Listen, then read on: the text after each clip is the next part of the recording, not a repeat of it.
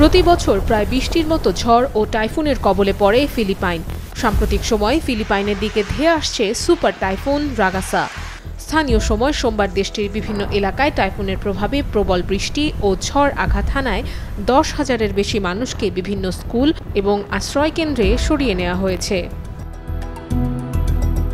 AFP সূত্রে জানা গেছে, টাইফুনটি আরও শক্তি সঞ্চয় করে দক্ষিণ চীনের দিকে অগ্রসর হচ্ছে এবং দুপুরের দিকে ফিলিপাইনের বাবুয়ান দ্বীপপুঞ্জে স্থলভাগে আছড়ে পড়ার সম্ভাবনা রয়েছে। এই কম জনবসতিপূর্ণ দ্বীপগুলো তাইওয়ান থেকে প্রায় ৭৪০ কিলোমিটার দক্ষিণে অবস্থিত। সেখানে ছোট পরিসরে জরুরি উদ্ধার কার্যক্রম চালানো হচ্ছে। বসুন্ধরা টিস্যু, অশুদ্ধতার বিরুদ্ধে এক বিন্দুও ছাড় নয়।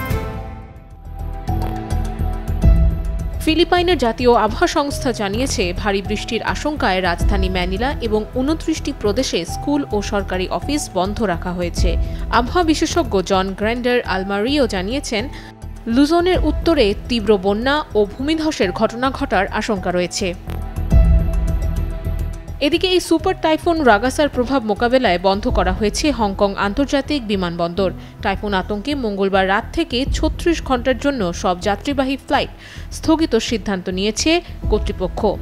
সোমবার এক প্রতিবেদনে এই তথ্য জানিয়েছে বার্তা সংস্থা রয়টার্স। এছাড়া সোমবার সকাল থেকেই নগরবাসী প্রয়োজনীয় পণ্য মজুত করতে শুরু করেছে। সুপারমার্কেটে দীর্ঘ সারি দেখা গেছে। দুধের মতো পণ্য দ্রুত ফুরিয়ে যাচ্ছে বলেও খবর পাওয়া গেছে। আবার কাঁচা বাজারে সবজির দাম স্বাভাবিকের চেয়ে ৩ গুণ বেশিও হয়ে গেছে বলে জানিয়েছে রয়টার্সের প্রত্যক্ষদর্শীরা।